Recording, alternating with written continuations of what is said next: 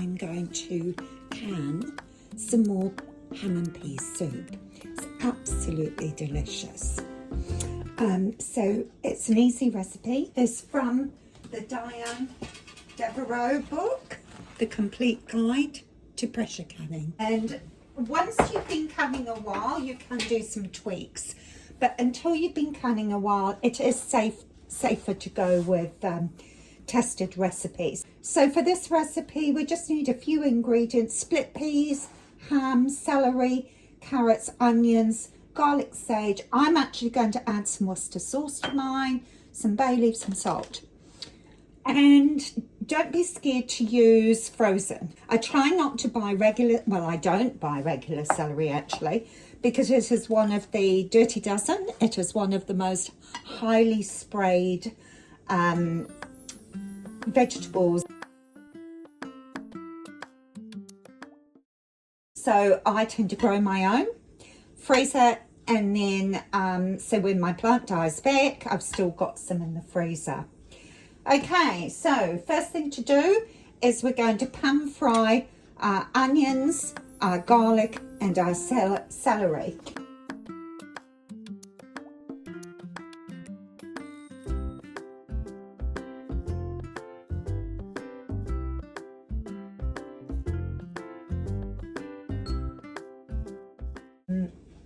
Stock is coming up to the boil. We can prep our canner.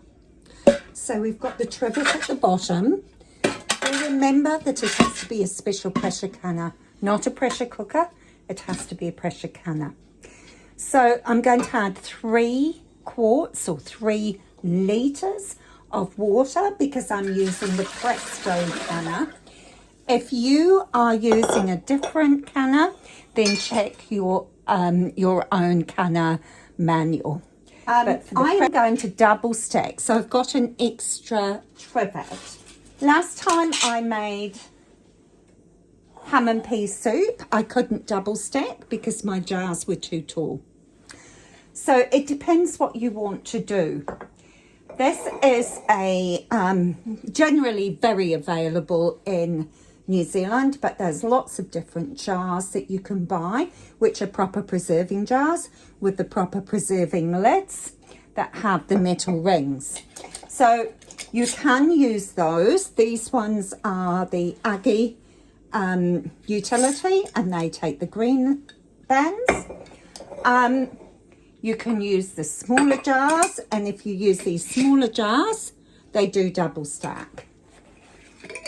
However, in New Zealand, they're quite expensive. Great if you can get them from the op shop or gifted some, but these little ones are about $6 each.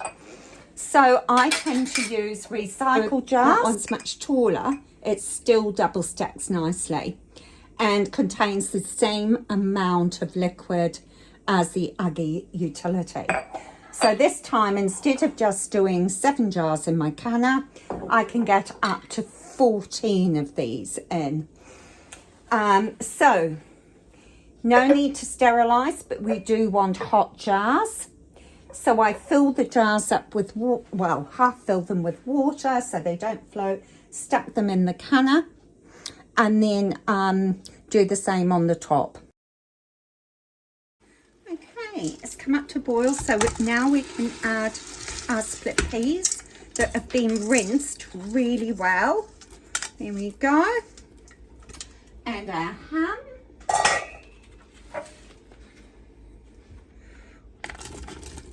There we go. And I am going to add a couple of tablespoons of my Worcester sauce. This is homemade Worcester sauce. Use Worcester sauce or leave it out, it's up to you. And the recipe, it doesn't call for Worcester sauce, but I actually think it makes a nice dough. Now, if you're doing a single batch, it takes half an hour to cook down. However, if you're doing a double batch, it does take a bit longer, about 45 minutes. So we're just going to put the lid on and simmer it. Before I put the lid on the canner, I'm just going to double check that I can see through this. You hold it up to the light and make sure you can see all the way through this hole here. So I can. the pressure plugs in. I've put the rubber band tightly in, and yeah, it needs to be washed really well with warm soapy water when you put it away into storage.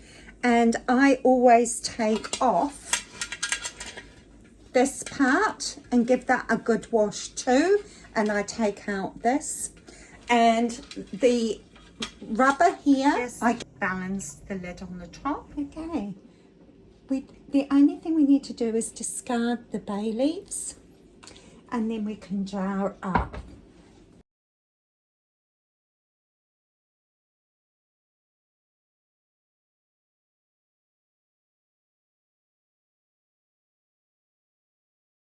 I do use vinegar, white vinegar, to wipe down the rims.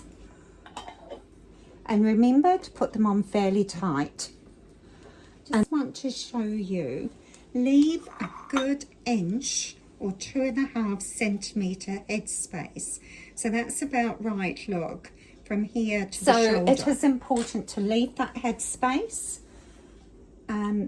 Otherwise it may siphon or not seal properly. Got the first lot in the canner, so we'll put the lid, so then we'll stack on top of that.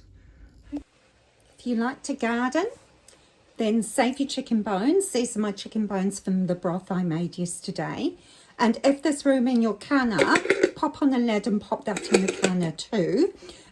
Because they're so much easier to grind up for your garden once you've canned them. The other thing you can do, if you've got room in your canner, if you've got nothing else food-wise to go in, then you can store some water in jars. I've got all the jars in the canner. Just make sure that, say you've only got 2 or 3 on the top, then just make sure they're evenly spaced.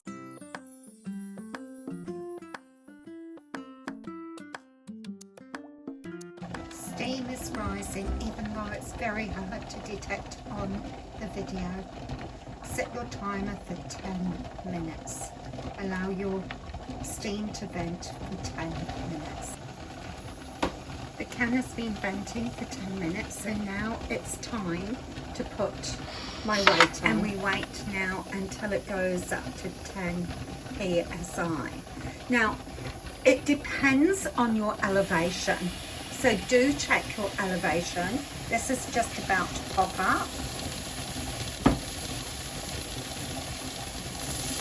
There we go. That does need to pop up. And check your elevation, because you might need extra weight.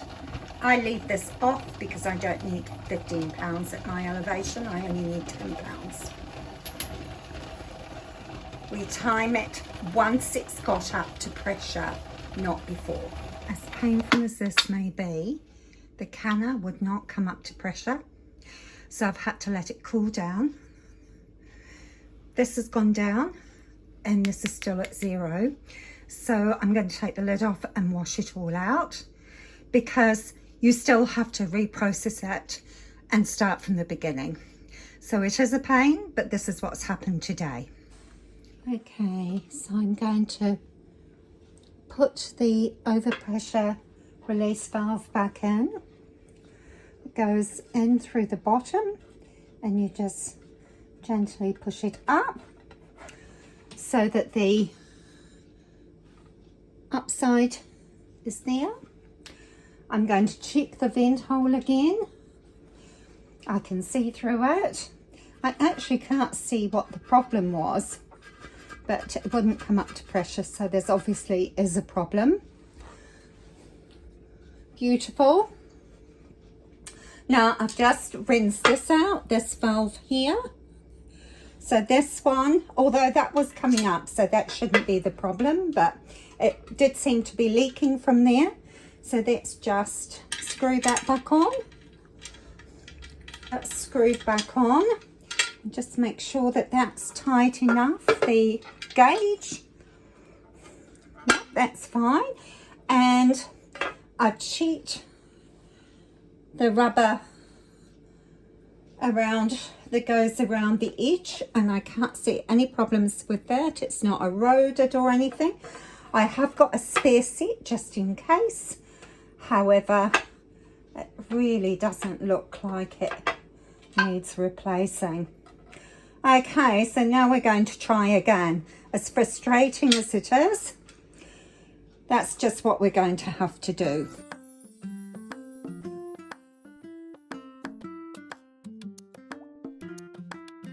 Now I've just added a little bit more hot water to the canner.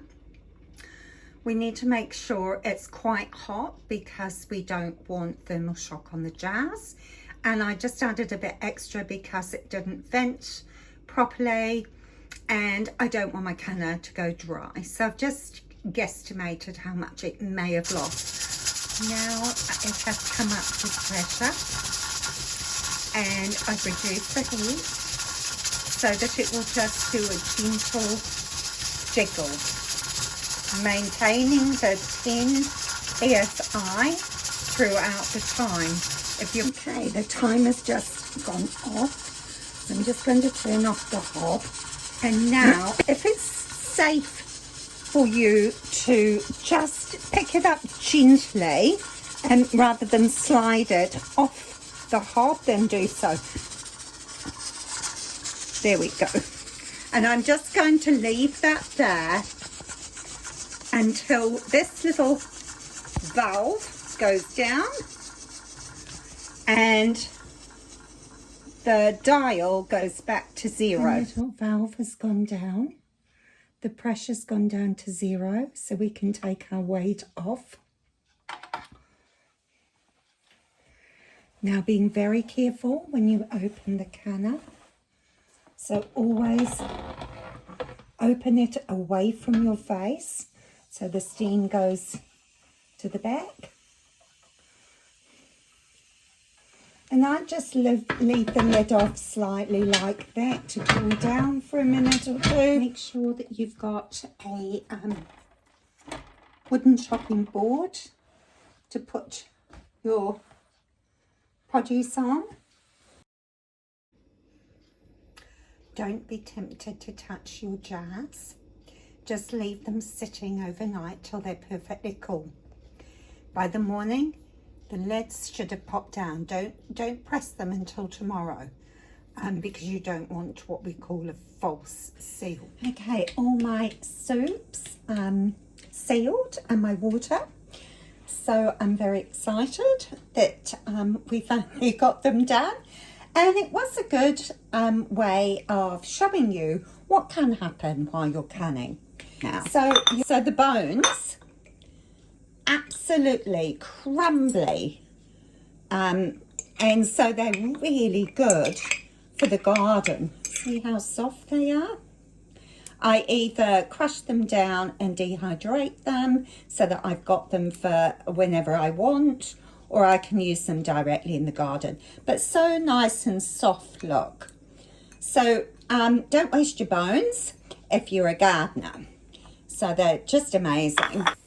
I've only been pressure canning for 3 years myself, and I do recommend, if you're new to pressure canning, buy yourself a canning recipe book to gain knowledge and experience before you start tweaking recipes.